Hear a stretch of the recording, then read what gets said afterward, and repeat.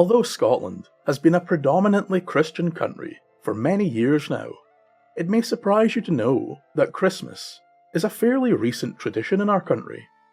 Other areas of Britain have celebrated Christmas for hundreds of years, so why does Scotland appear to have such a strange affiliation with the holiday? I suppose an argument could be made that we have always celebrated the season, and that Christmas has been around in this country for 500 years, although for many of those years it was not common to take part in the Christmas festivities like many other of the Christian-dominated European countries. So why is this? Well, that is exactly the question I hope to answer in today's video: the history of a Scottish Christmas.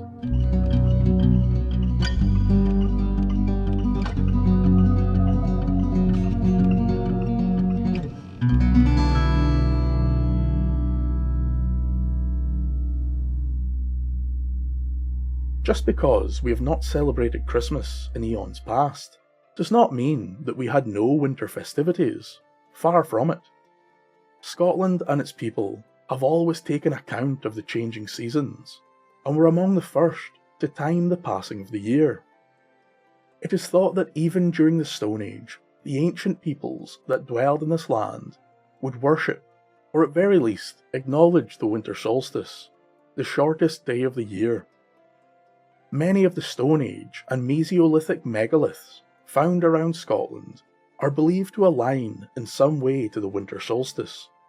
In fact, in Aberdeenshire, in the northeast of Scotland, there is a series of 12 pits which correlate to the phases of the moon, and was used by these ancient peoples as a calendar. And at an estimated 10,000 years old, it is the oldest known lunar calendar, at least at the current time of this recording.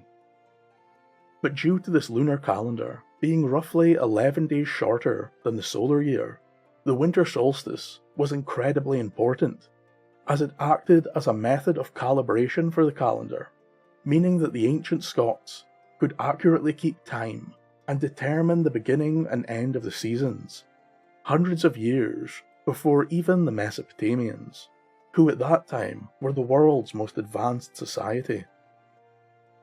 Many scholars suggest that the resetting or recalibration of the Scottish calendar may have been our first winter celebration or days of worship. But what exactly we were celebrating, and what precisely we worshipped, seems to be unknown. As we move to the Neolithic time period, we begin to see the creation of great stone circles built with large standing stones and chambered cairns. These structures suggest that either solstice was incredibly important to the creators, as many of the megaliths seem to be aligned to them. The stones of Callanish on the Isle of Lewis are aligned to the summer solstice, while the Clava cairns in Inverness are aligned to the winter. Then there's the famous cairn of Maes Howe on Orkney, in which the setting sun lights the entrance passageway for 6 weeks a year, 3 before the winter solstice and 3 after. There are many suggested reasons why the people were so enamoured with the solstice. Perhaps it was to mark the end of the year, a celebration to the gods or Sidhe, the joy knowing that warmth and life would soon return to Earth. But quite honestly, we just don't know. But considering the unbelievable weight of the stones, some exceeding 20 tons, and the incredible craftsmanship, which called in many disciplines and thousands of man-hours to accomplish, it is probably safe to say that the people imbued the winter solstice with some significance. As we move forward in history, more information on the worship and rites conducted during the solstice would come to light. Although the shortest day, it suggests rebirth and hope for the future. It also comes just before Scotland's deep winter freeze. During this time, food would run short, not just for the people, but also their animals. It became common practice to cull the herd at the solstice, so that there were less animals to feed during the winter months. These creatures would be sacrificed to whichever deity or spirit was worshipped at the time or connected to that area of Scotland, allowing the people a great feast which coincidentally aligned with the fermented summer fruits and berries being ready to drink. So at the winter solstice, the ancient people would have their fill of meat and drink in a hedonistic orgy of festivities. It was also around this time that great fires were built to accompany the celebrations and ward off evil or wicked spirits. This is where what we now think of as Celtic mythology seems to enter the story. The recurring theme of battle or war between the seasons, in which two opposing sides fight for supremacy. Light and dark, warm and cold, summer and winter, life and death. We see this in some of Scotland's earliest tales, the Cailleach or Winter Queen, and the story of Angus and Bride. But we also begin to see the origin of many modern traditions, which were adopted much later by the Christian faith. And strangely enough, these pagan rituals and practice became a core part of the modern Christian Christmas. The Celtic priests, or Druids as they were known to some, would hold in high regard the oak tree, and during the winter months would cut from the tree the parasitic plant we know as mistletoe. It was thought that the oak represented summer, and the mistletoe symbolised the growing strength of the colder months. If the trees were left untreated, they could die, and so the winter mistletoe was regarded, almost revered, as a spirit of nature with great power, with the strength to fight summer. Such a powerful plant was often kept inside homes to deter evil spirits and ward off disease. There is actually strong evidence that the plant was used for medical purposes by the Druids, and so it was seen as both a giver and taker of life. Early writings tell that the ritual of cutting the mistletoe would also be combined with a great celebration of nature, which incorporated human sacrifice. In some areas of Scotland, the mistletoe was regarded as a symbol of fertility and birth, with the seeds supposed to represent semen.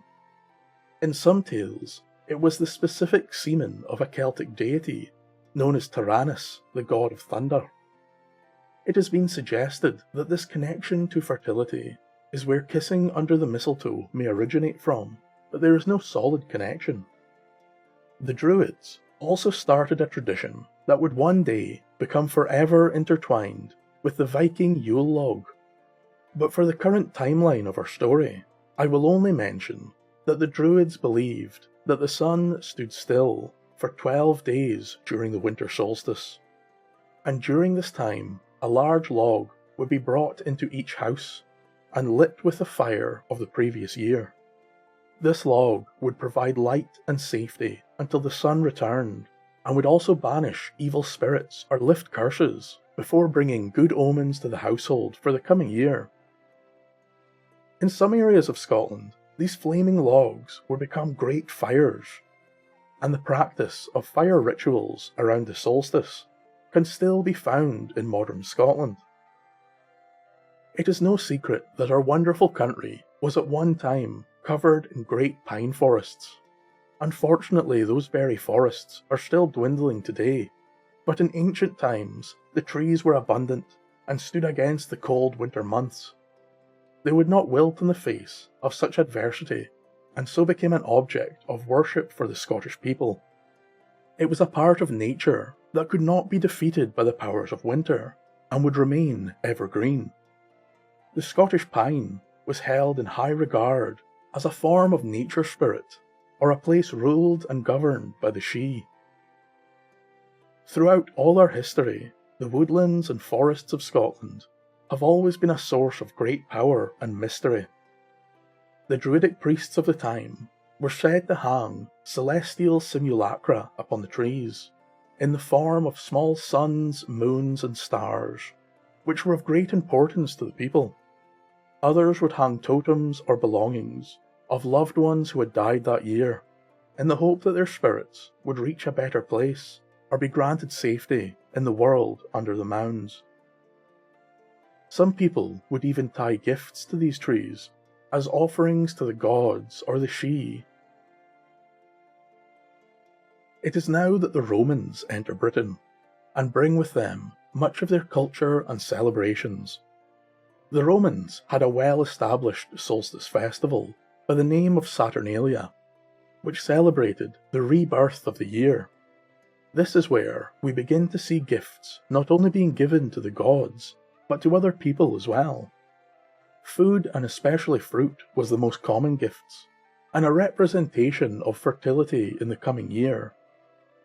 In the lowlands, which during different points in history were subject to Roman control, many of the Celtic celebrations were outlawed, specifically any tradition which incorporated human sacrifice.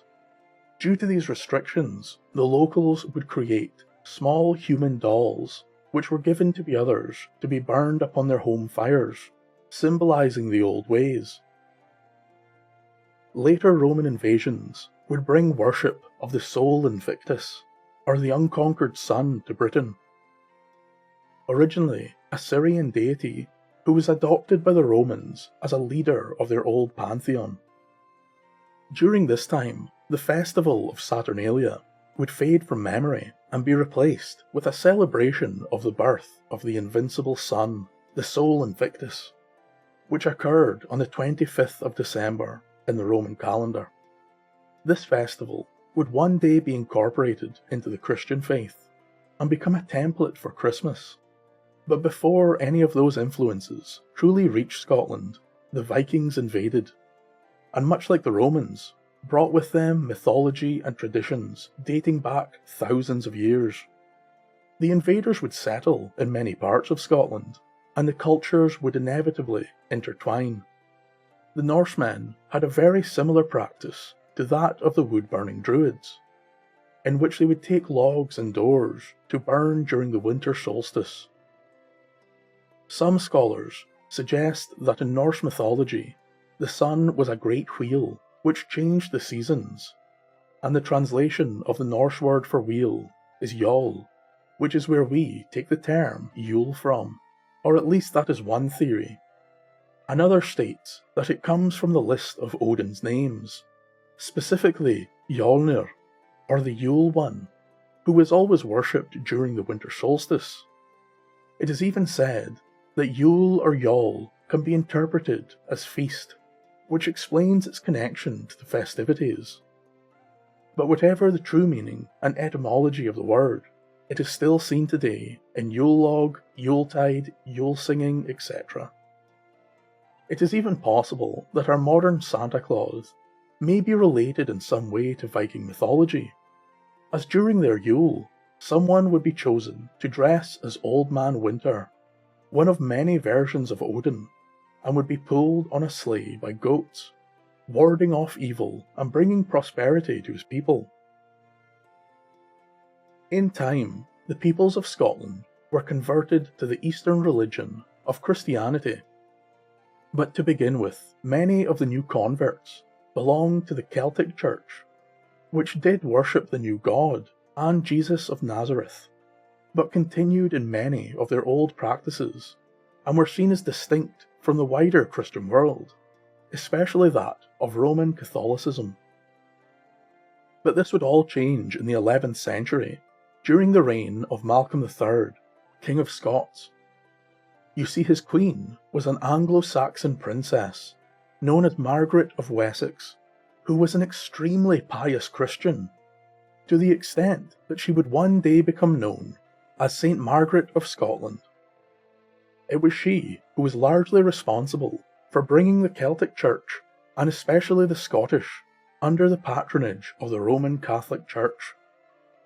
One of the great successes of the Christian Church was its ability to incorporate the former pagan festivals into the Christian calendar. So the Mass of Christ would be celebrated on the first day of Yule, and the coming of the wise men to the child in the manger would be celebrated on the 12th day, not only giving us the 12 days of Christmas, but also allowing many of the Celtic peoples to continue their old 12 days of Yule celebrations, but now with differing names and a single god. Much of the old traditions were recycled and given new meaning or purpose, which made the conversion to Christianity more palatable to the pagan Scots. As the years went by, this new festival of Christmas would become firmly cemented in the culture of Scotland, but this is far from the end of our tale. Although we celebrated Christmas for some time, and over those years the practice of Yule and the Mass of Christ spread deep into the very roots of Scotland, something would happen that would change the winter solstice for near half a millennia. In 1560, the Scottish Church split from the orthodoxy of the Roman Catholic Church in a period known as the Protestant Reformation. This was an incredibly complex time, and the ideas and philosophy of religious thought itself was changing in Scotland. As a result, anything related to the papistry or Roman Catholic beliefs and practices were immediately excised from the country with a fundamental zeal for Reformation. This included both Yule and Christmas. In 1583, the Glasgow Kirk ordered the excommunication of anyone found celebrating Yule, and in any form. Even the Yuletide songs or Christmas carols could get you a heavy fine or even a jail sentence, and many people were arrested or punished for observing not only the more modern Christian traditions, but these ancient traditions that we have always taken part in. Then, in 1640, the Scottish Parliament officially made Yule and its celebration illegal, and I am sure you can see how this upset many of the Scottish people, not only from a sectarian perspective, but also the banishment of celebrations that we have practiced for over 10,000 years. The ban was officially repealed in 1712, but the Scottish Church continued to be extremely harsh on those found practicing any of the old ways. Due to this, there would never be an official Christmas Day in Scotland, or public holiday, for many, many years. So now pressured out of our traditions and ways, what could we, as the Scottish people, do? Well, quite simply, we did as we always have, and in a kind of regression to thousands of years in the past, we forgot about Yule and Christmas, and instead we celebrated the end of the year, New Year's Eve, or as we call it, Hogmanay. We took many of the old traditions and funneled them into this new celebration. Except this time, there was no God, there was no she, only the spirit and the history of the Scottish people. We drank, we sang, we somewhat returned to the hedonism of the old days for one night. Once more, great fires were lit all over Scotland. We feasted as families and as one. It is this celebration that truly represents the Scottish people and their history. Sure, at times, the near pagan celebrations drew ire from the church, but as long as they were not connected to Catholicism, and Christianity was still widely held within the population, these festivities were far more palatable. And so for some 400 years, Scotland forgot Christmas. As time went on, it became more and more acceptable to celebrate the Yuletide, and especially Christmas. But even then, it was an afterthought to the true celebration that was Hogmanay. This is perhaps the main reason by which Scotland has such an odd relationship with the celebration of Christmas. As for many, it is not our main winter festival. Many people are more enticed by the fun and levity of Hogmanay than they are Christmas, a day which only became a public holiday in Scotland in 1958, and it wasn't until the early 70s that Boxing Day became a holiday as well. We were well accustomed to working through Christmas and not taking the time to celebrate the holiday with all the exuberance and excess found in many other parts of the Christian world. So if you are not from Scotland and have ever wondered why the celebration of New Year's Eve is so important to us, now you know. I hope you all enjoyed this search into Scottish history and traditions, and have come to see why the Scottish Christmas is far more complicated than one might think. Our relationship with the winter festivities has always been incredibly strong, but there is such a strange disconnect between Scotland and Christmas Day. Now, of course, Christmas is very different, and is generally celebrated through many areas in Scotland, but seemingly not as the winter festival it once was, as many of the ancient Yuletide traditions and rituals have now been firmly implanted in our celebration of Hogmanay. I wish you all a safe and happy Yuletide, and all the best for the coming year. Thank you for listening, and an extra special festive thank you to my wonderful patrons who have helped me grow the channel over the year and allow me to continue to bring you these stories. This was as concise of a 10,000-year history of Scottish winter festivals as I could make, so there is a lot that I just skimmed over, and many things that could be entire videos in their own right, but I thought I would take this opportunity to mention a few of the ideas and traditions that I personally found interesting. Firstly, that the modern Christmas wreath comes from the Viking invasion, and were part of Norse culture for many years. Although, as I am sure you can tell from earlier in the video, I am no expert in Norse history or mythology, so if someone knows why and where these wreaths came from, I would love to hear about it. One fact I found particularly interesting was that the first Christmas card, depending on your definition, was sent and manufactured in Scotland. In 1841, a Leith printer by the name of Charles Drummond issued a card with a cheerful character on the front, reading, "A Good New Year and mony of them." Sometime later in London, the same idea would be used again, but to wish people a Merry Christmas. So in a way, this card was at least the inspiration for the first Christmas card, if not the first itself. As for something further in the past, the Druidic people would commonly collect the ashes of the burned Yule log and keep them as a charm of good fortune, which I think may be the origin of some of the very old Scottish fire traditions I spoke of in another video, and how fire in the home was an essential part of Scottish life, and so became surrounded with mystery, traditions and folklore. Yet however you prefer to celebrate the winter solstice or the season of Yule, I wish you all good health for the coming year, when I will be back with more tales of Scottish folklore. Slán va.